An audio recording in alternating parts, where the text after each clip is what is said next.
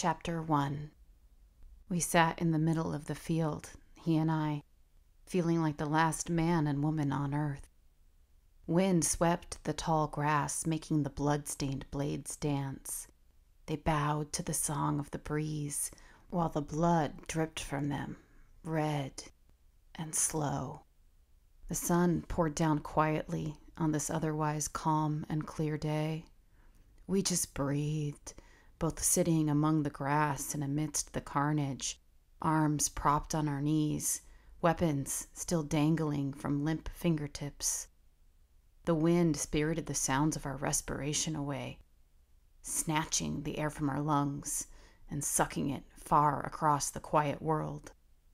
I stared out ahead of me, past the field and down into the empty town, what remained of another small American city, with what was left of the populace in pieces at our feet. How long would I smell like them this time? How long would we haunt their abandoned houses and scavenge their stagnant grocery stores? This view could have been on a postcard. The town probably used pictures from this very point for their tourism website. The lush field sprawled down until it washed up against the quaint buildings, hills rolling out to the sides. The sun's rays split the few clouds, casting light and gentle shadows. Without the severed limbs and mangled torsos in the foreground, it was quite picturesque. I looked down. A finger lay curled around the toe of my shoe. It reached up through the grass as if coming out of the ground itself. Yet it stretched out in isolation. There was no hand, no body, just a lonely, marred finger left behind. At one point I would have recoiled, shrunk away from death this close to me. I would have personalized this finger, imagining the memories in the flesh and the life it led. It would have been a piece of a human being, and that would have stirred the empathetic humanity in me. I just sat there, looking and breathing, noting the line of dirt crusted deep under the fingernail. It was just another dead body part. I finally nudged it with my foot, letting the digit rest haphazardly in the dirt, like the rest of the pieces peeking out of the grass like twisted lawn gnomes. The sound of the blood was near deafening over the gentle wind. It was simply everywhere, falling from the grass, from the pieces, dribbling lazily, dragging out, each drop making itself known. I couldn't help but think about the chocolate blood I had made for Halloween costumes. How much it looked just like the real thing now all around me. My mouth almost involuntarily watered, remembering that forgotten taste of chocolate. An empty eye found me from between wilted blades, staring out from a skull cleaved in half, awkwardly fixed on me without seeing anything ever again. I could tell that the eye was blue, but they all looked milky without life left behind them. The more I saw these dead eyes every day, the less they looked like people. They could have been slabs of meat at a butcher shop. They could have been roadkill on the shoulder of the highway. It was all the same now. Beside me, he looked past all this, past the crimson field, the fingers and legs, past the vacant eyes. He stared out ahead, above our sad little reality, like he was always able to do, leaving me behind, grounded in my discontented flesh. As the sun meandered across the sky and the moments stretched out long across us, I grew restless, wallowing in our aftermath. I began to fidget. I shifted my weight from hip to hip, moved my legs in, then stretched them back out. I looked at him, back at the town, down at the victims. My breathing tightened as I waited on him. He just existed in his space, sitting like a statue beside me. His arms rested apathetically against his knees as the mingling of blood and dirt stained the bottoms of his pant legs. The colors grew and crept upward, invading the fabric further with each passing day, each battle. His sword hung permanently from his curled fingers, continuing to let wayward droplets of blood splash to the grass.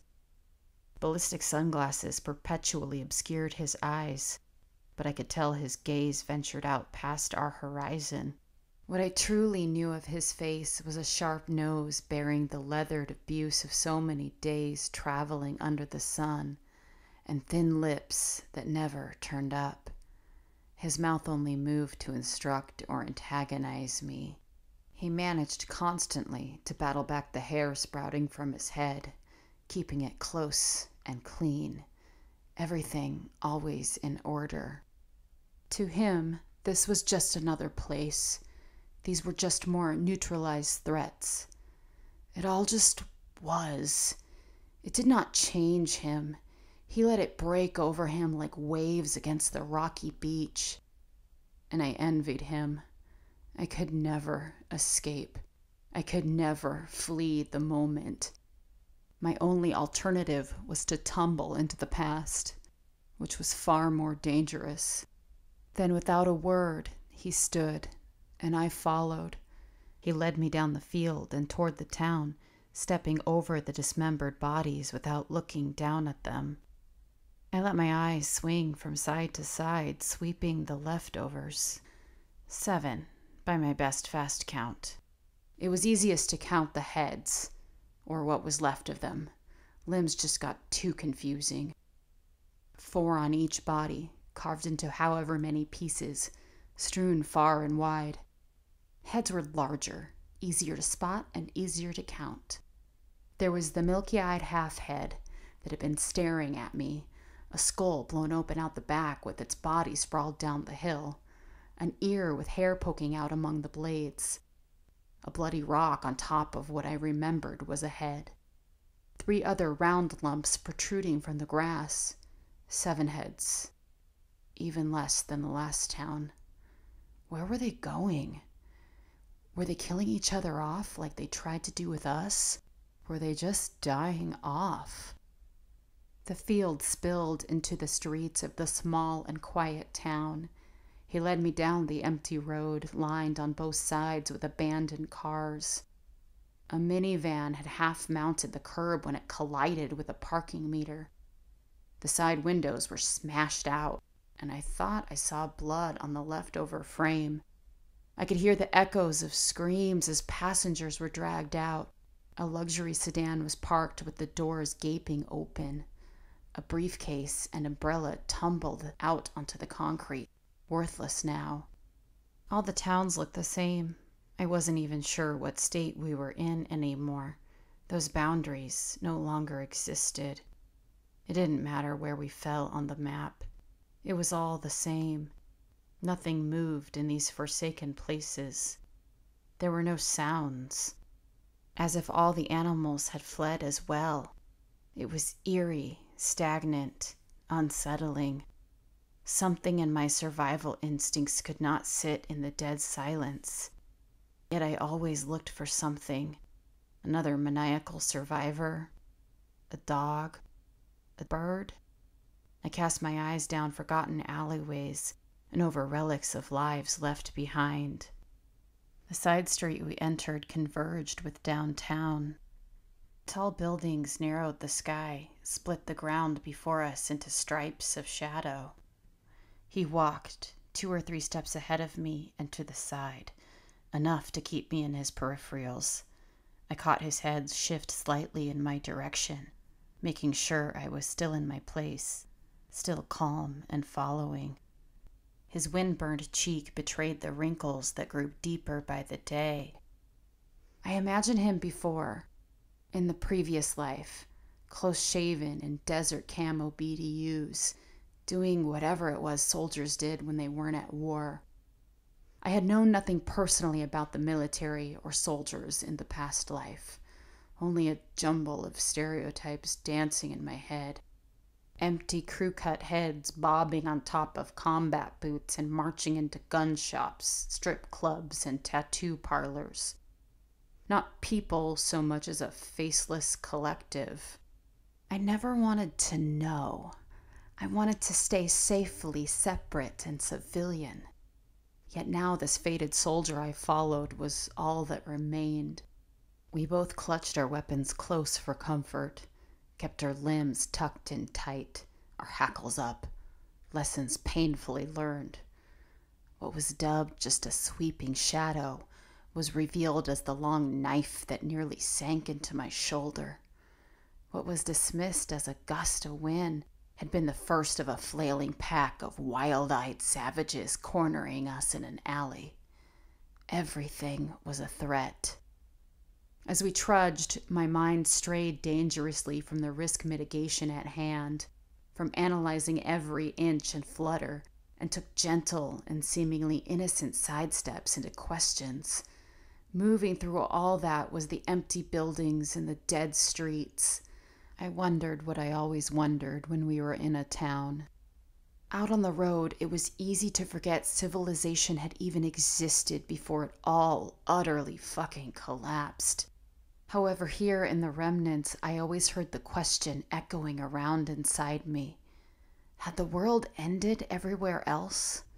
Were they drinking wine in Paris, playing soccer in England, flying a plane in China, reading and watching on the news how America had collapsed, how the government had imploded, how there was no country left and its people were scavenging off each other? I could imagine them all carrying on with their normal lives. All we lost, just a colorful story on the screen or the page, laughing at how all those fat, lazy, dumb Americans got what they deserved, how it was always inevitable. I would hate and resent them if I could fully believe they were out there living like we once did. The scraping of his boots on the street halted and brought me back to the fallout of our reality. I stopped behind him 2 or 3 steps back and to the side. Instinctually and habitually, I pivoted to face the opposite direction, turning my back to him, watching our backs and tracing our trail for followers. "Grocery ahead on the left," he said. "Do you really think anything is left? If they survived this long, they had to have raided it," I replied. "Worth a check, unless you have somewhere to be." I laughed softly to myself as we fell back in step. Carts stood at random, alone among the few cars in the parking lot, another scene of suspended animation. Any appearance of normalcy or order was unnerving. Cars no longer belonged parked between lines of paint on the asphalt. Shopping carts no longer needed to be racked up for collection. I didn't like to remember how things used to be. I would rather traverse an empty, barren crater than amble through relics and reminders. There were 2 rotting bodies on the pavement, long decayed from their fleshy start. One skeleton lay twisted and reaching alone in the center of the pool of black asphalt, frozen in his dying disappointment. Another was contorted and collapsed into a pile of sticky bones on a median that probably used to have plush grass. Those horrors were the new normal. Dead bodies did not make me cringe nearly as much as a place setting left abandoned on a dinner table. They didn't bury their dead, I mused, stepping over the sprawling failure on our way across. Wrinkled bills waved in one gnarled hand, now completely and utterly useless. It wouldn't even make good kindling. Once they killed you and left your money, it was all truly over. Less human the further we get. Then why do we keep going in this direction? We're running out of directions to go. You've seen what happens if we stay. They came breaking through the walls of an abandoned apartment complex. They came pouring through the halls like water. Eventually, they heard us. Eventually, they found us.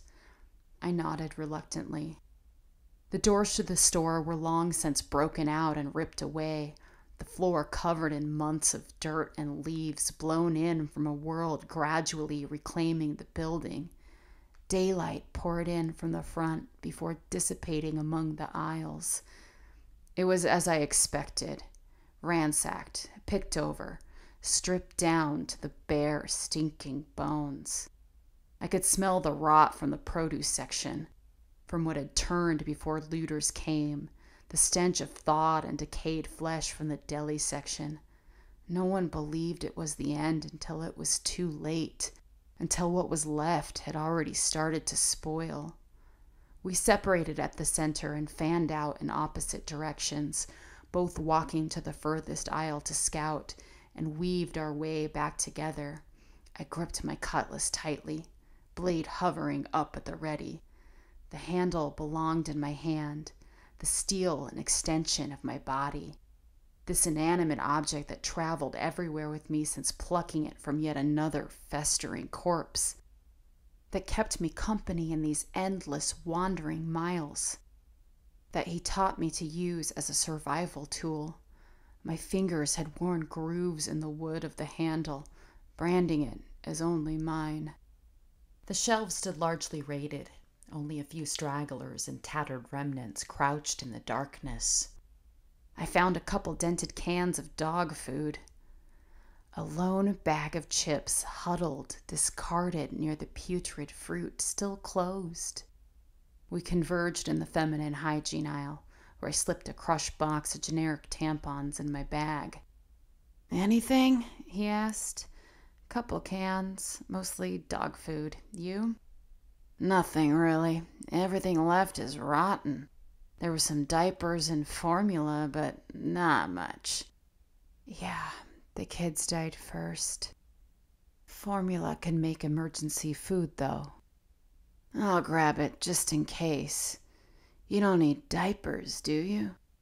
"Nope, already handled. Body trained for some time now." I listened to his footsteps and mentally traced him back to the baby aisle while I waited near the front. As a child, I loved being in empty places.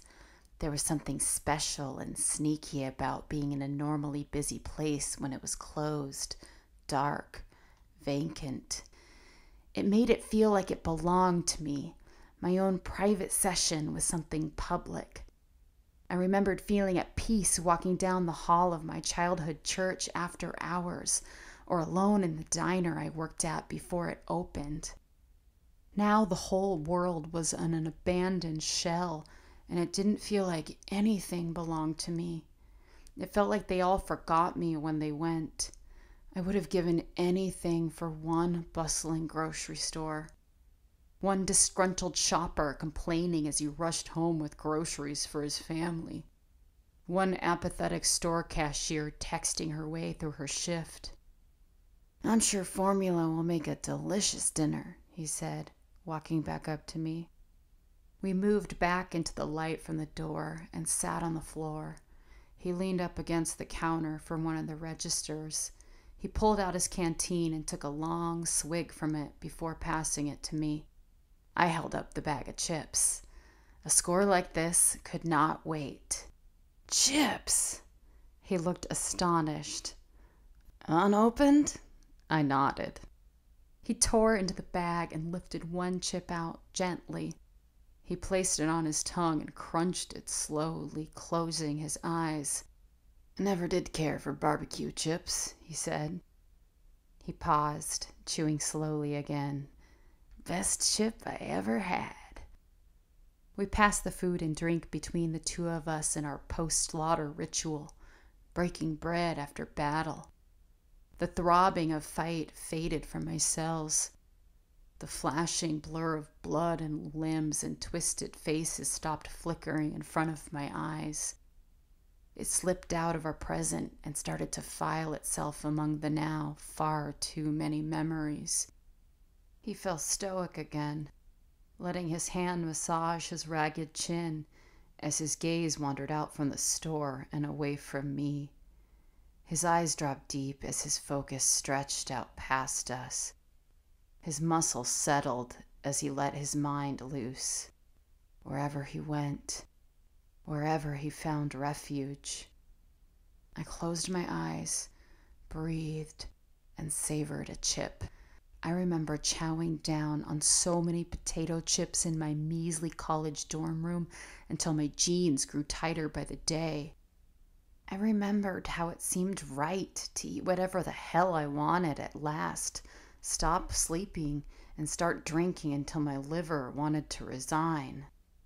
Each time the salty goodness crunched and echoed against my teeth, I saw a flash of the Christmas lights I had taped to my standard issue furniture.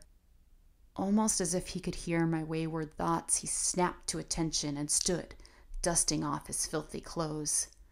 "Let's hit the houses. Find somewhere to hold up for the night, at least." He took his place, 2 or 3 steps ahead of me and to the side, and we marched out of the store.